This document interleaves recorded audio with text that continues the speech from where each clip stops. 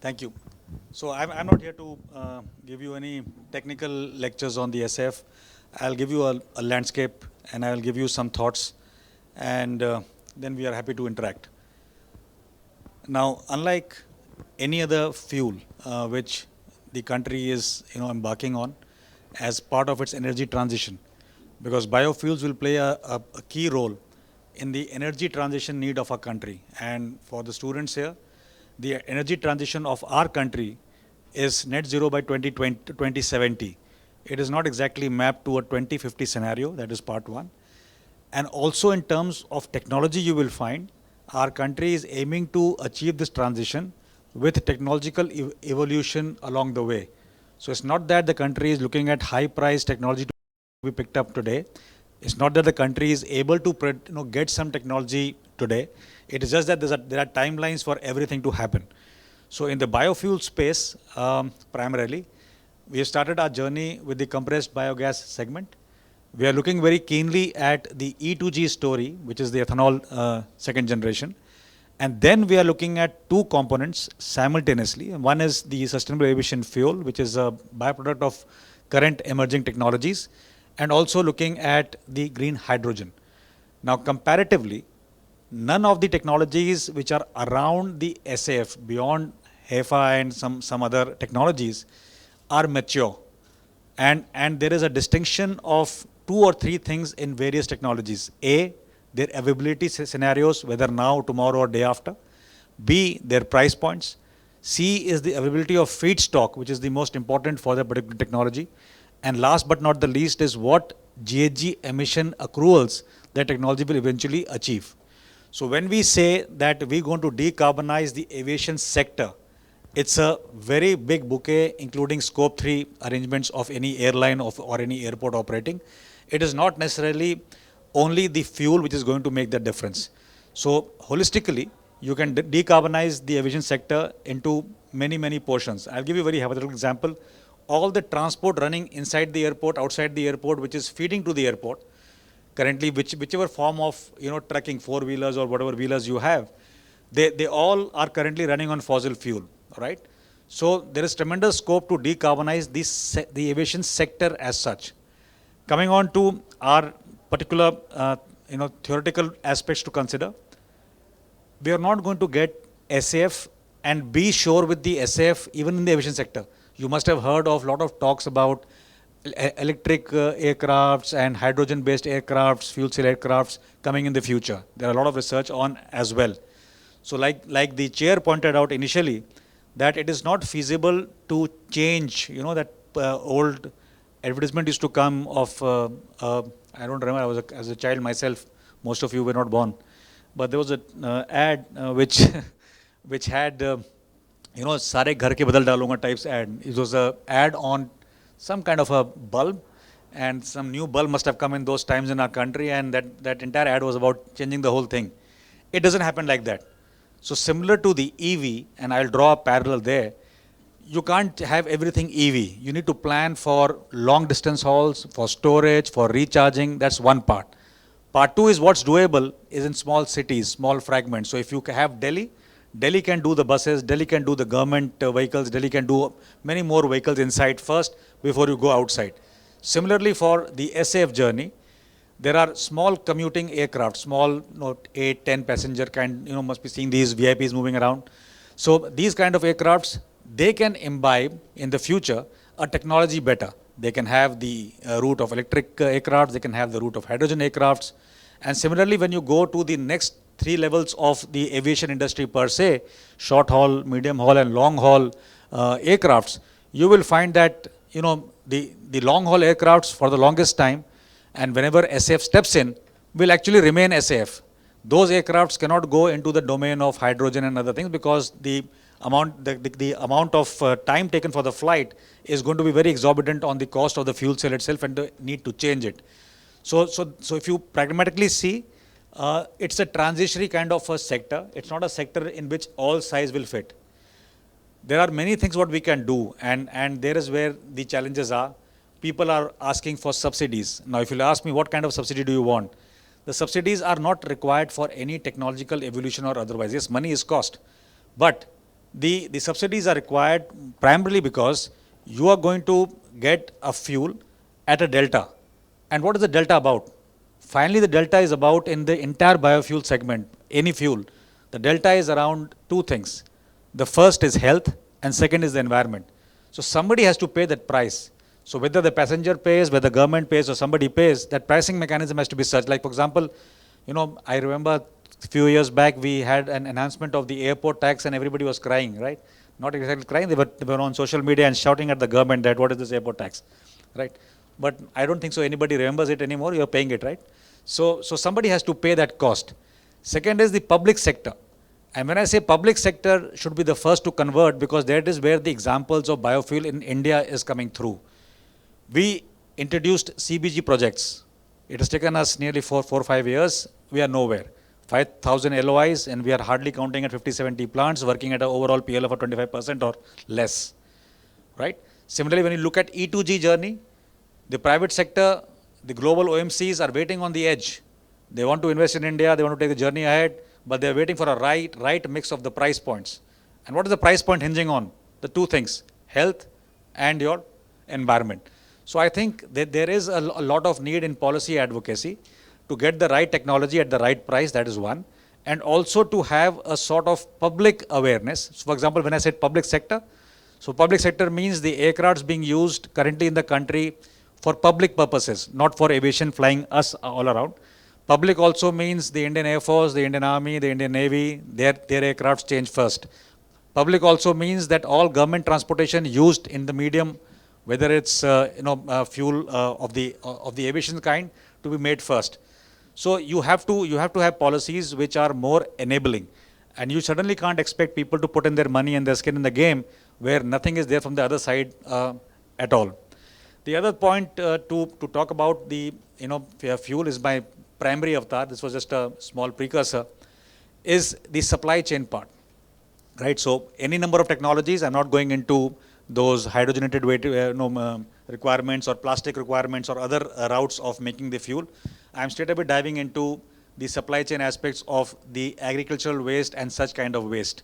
Now this is a pathway which is not only important only for the sustainable aviation fuel, but it's also important tomorrow for green hydrogen. All those of you who have read the hydrogen policy of the country and you have seen the money allocation for even in the budget, two things come out very, very clearly, that both these are going to hinge on the agricultural waste primarily because the government wants more money to be plowed back into the rural economy of the country to have more rural empowerment and development.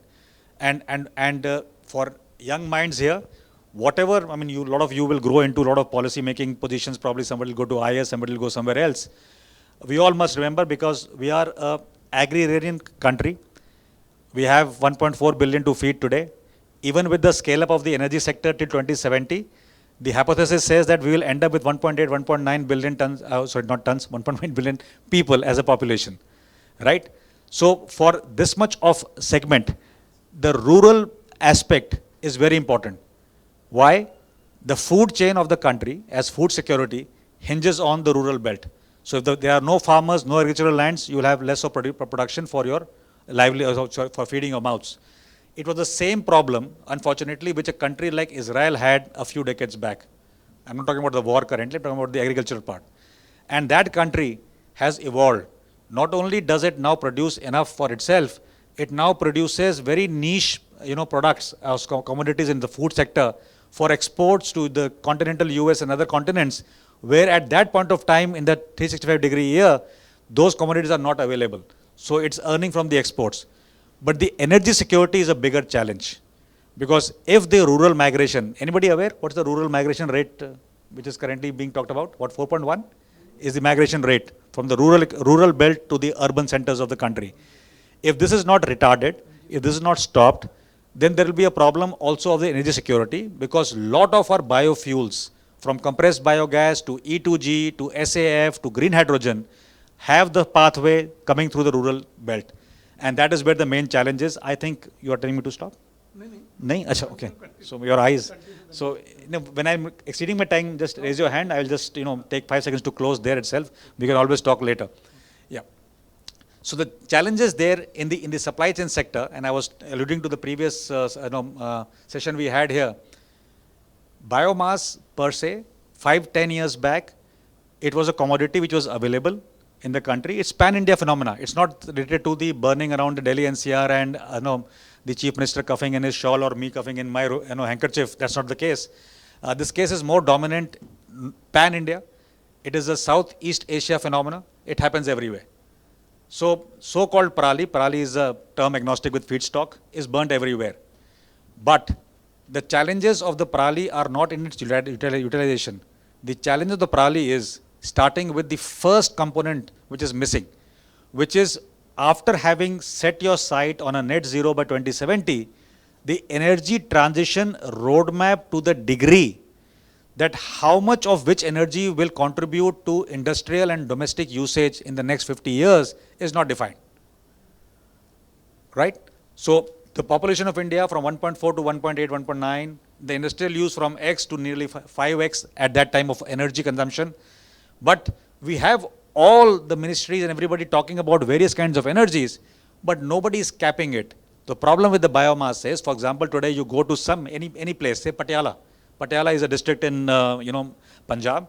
You go there, or say Bathinda. Bathinda is a more complex one. So Bathinda, there is a government's plan to make a E2G plant. Bathinda is looking at couple of CBG plants already coming up there.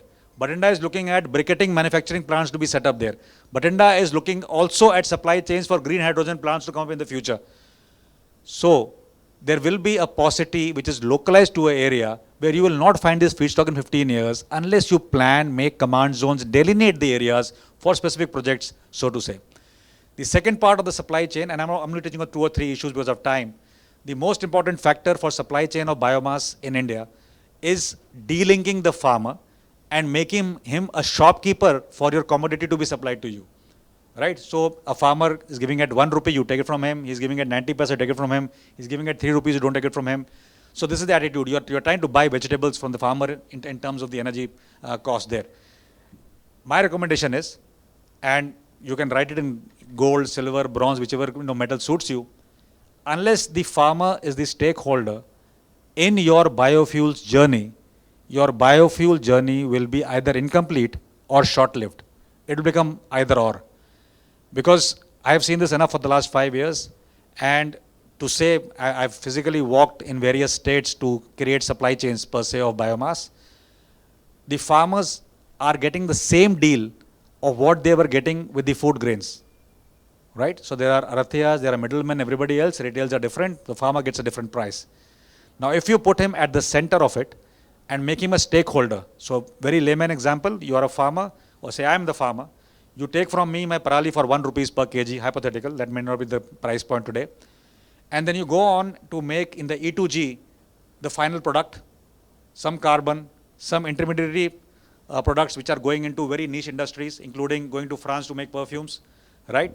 All across the spectrum of the value chain, you are earning a lot of money, a lot of profit. And at the end of it, if you were able to plow back 0.5, 0.7, 0.9, 1%, 2% of your profit, which is your CSR mandate as well, you will make the farmer richer, you will make the community richer, you will also make the Indian rural economy grow a little better, and that is how you will sort of put a retarder to this migration from rural to the urban centers. The third factor which is there, which is importantly not very, very important from my perspective, but let me give it to you, is that these supply chains are to be created from a farm to factory concept. Right? So remove the middlemen, farm to factory concept. And in that, the ownership of the supply chain, you may be coming from various states, you may have seen these projects of briquetting plants coming up or some CBG plant wanting the biomass, especially CBG plant. The project developers do not have either the hold or the skin in the game for the supply chain. They want it to be given as a commodity. Right? So when you talk about land ownership, lease of that land, you want to talk about making depots for an IOCL which has to do 1.2, 1.3, 2 lakh tons of biomass. You want to talk about any other project which is in the CBG about 40 to 80,000 tons of biomass every year per plant.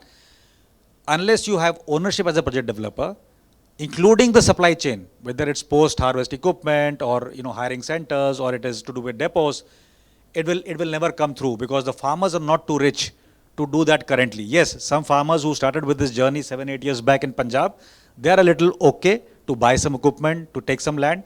But when you take this concept pan-India basis, all the farmers are not aligned to do that. So you got to enable them, and the positive factor which you get as a project developer while doing it is that the risk is mitigated. So you get the ownership, right? Two more advices, because I see young people here, just last two advices, which is to do with us as Indians. And I would say that when you start as an entrepreneur in this segment, especially the supply chain, because I believe this entire energy talk in our country is more towards energy security of India, right? It's got nothing to do with other things which you can think of. So like defense is a security matter. It comes under which government? The central government. It is not a federal structure for defense. Any state can't do anything in defense, right? So central. Unfortunately, the energy sector is federal in nature. And that is why when MNRE, MOPNG or Ministry of Power takes out some policy, it takes eons for the states to ratify that and take it in the right spirit as well. So there's a need that the energy sector goes under the umbrella of energy security and then finally ends up under one single control for policy enunciation and execution. Now as an entrepreneur, what you need to do is when you make a particular product as an entrepreneur, say for example there's an app in this phone, there's an IT app, you make it, Bill Gates, I'm taking a name for the heck of it, I have nothing personal against Bill Gates personally because that name came to my mind. So Bill Gates come to you and he says, give me your app, and he buys your app for say 10 million USD and you give it to him tomorrow morning. You're a rich man and you go and do something else, right? It works there. Don't do the same thing in dilution of your holdings in companies which are dealing with the energy security of your country. Yes, you can get collaboration, you can get co-development, you can get the money, right? You can pay back the money. But for the longest possible time, as an entrepreneur in this field, try to be bootstrapped, right? That's my one advice which I will always give to young minds who are here, because the future will rest on you, because I will speak for maybe 5 more forums like this in a year and carry on. And there are elder people here who will probably kick the bucket in the next about 50 years. I will kick in next 100 years, but you still got some more time to go, right? So think on these lines. Second is, the country is becoming a little more progressive.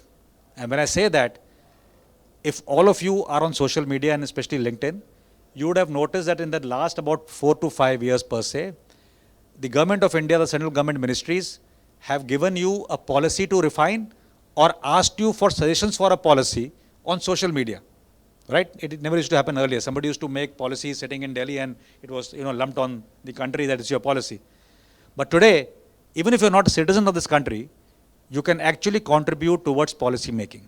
So I would recommend that when you attend such seminars and webinars, you should be able to cull out some suggestions which are positive, which are good for the country, and always share it with the organizers. So without much ado, I can take on more questions later probably, because I think we have limited time, right? Yeah.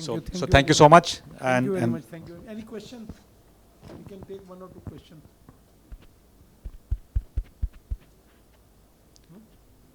No, it's a very complex subject. There can be no question. Okay. Thank you, Colonel.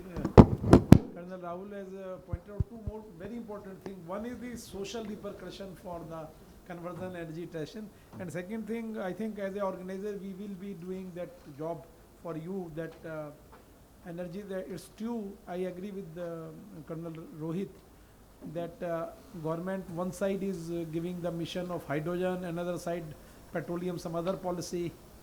Then coal production last year was highest, and in the morning madam have told that up to 70 coal will continue to contribute. So these are some of the things which needs to be looked into by the government and energy policy. Once that should be very clear, at least in the planning stage it should be there. Implementation can differ, but planning stage. So I agree with Colonel Rohit. And second thing what you have pointed out is that energy is a central policy and implementation by the state and all that.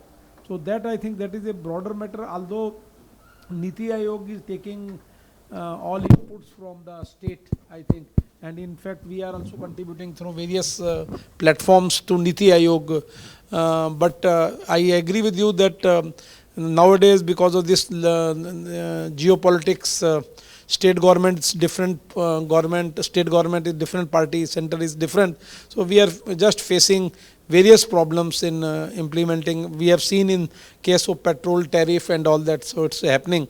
So but I still feel like as a resolution of this conference, we can definitely propose to the, we are sending recommendations to MNRE as well as MOPNG.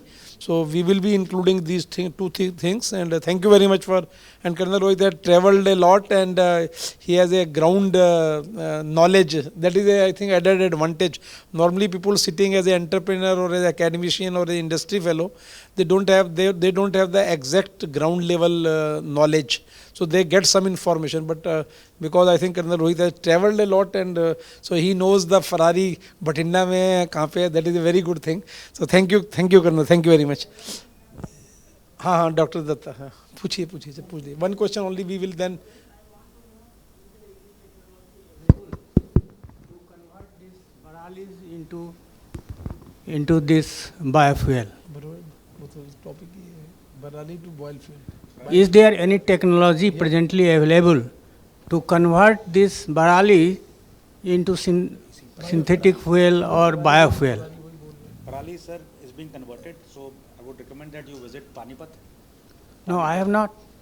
But just I want to know, कि presently is there Already technology? plant is there. Already there are plants for Plants are already there. Commercial Acha, scale plant. plants are there. all plants are running. These are on commercial scale. Yes. Okay, so this can be used in whole of India. Yes. This technology. Sir, technology can be used. I'm not saying technology can't be used. What I'm saying is that if you go to Sangrur, there is a German company by the name of Verbio. Okay. And amongst all the 60-70 LOIs which are now on ground as plants for CBG, that is one which is working on the primary feedstock as Parali. But now in the last 1 or 2 seasons, they've also introduced other feedstocks as well in terms of some combination. They're trying some trials there to see the yield. So Verbio is in Sangrur. The ethanol plant, which is the first one to come up in the country through the OMC, is the IOCL plant in Panipat. So there also the primary feedstock is the Parali itself. So these two are absolutely commercial scale products. Beyond this, across the world, there are much more and many more which are using this waste as well. And I think if you can visit these two, there'll be a lot to see there actually. Then why it is not being used? Because in Delhi, lot of pollution were caused by this barali burning. So why this is not being done by the government and taking up the whole of this barali should be converted into fuel? The quantity is very high. So the Verbio plant will take at best when it's fully operational 1.2 lakh tons of Parali, only lakh. That is 0.12 million metric tons, right? The overall Parali lying in this area is in the tune of nearly 42 million metric tons when you take these 3 states which you have mentioned. Okay. So the gap is not in the supply of Parali otherwise. Supply also is a gap because you don't have that much of money pumped into the supply chain to take it out currently because they're all waiting for the projects. So it's not exactly a chicken and egg situation. The plants are coming up, they will take their own time. But what is more is the scale which is required. So Parali is being used. In fact, Parali is being taken in a place in UP where near Kanpur, I think, I'm not wrong. Somebody can correct me, I think Kanpur, where IKEA, the furniture giant of the world, is taking that as an input for its furniture. So people are trying to make more uses. For example, when you talk about the same Parali, if you go to the eastern states, where the cow dung based smaller biogas plants operate with cow dung, cow urine and many other things locally.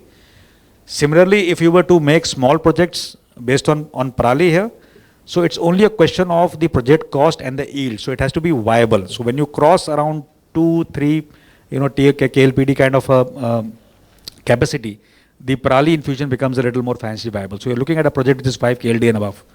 So 5 KLD and above gives you that. So not to negate your question, I mean, we'll go out in the next 5 days and probably smoke more, but that's the way it is. Thank you very much. So thank you, Colonel. Thank you.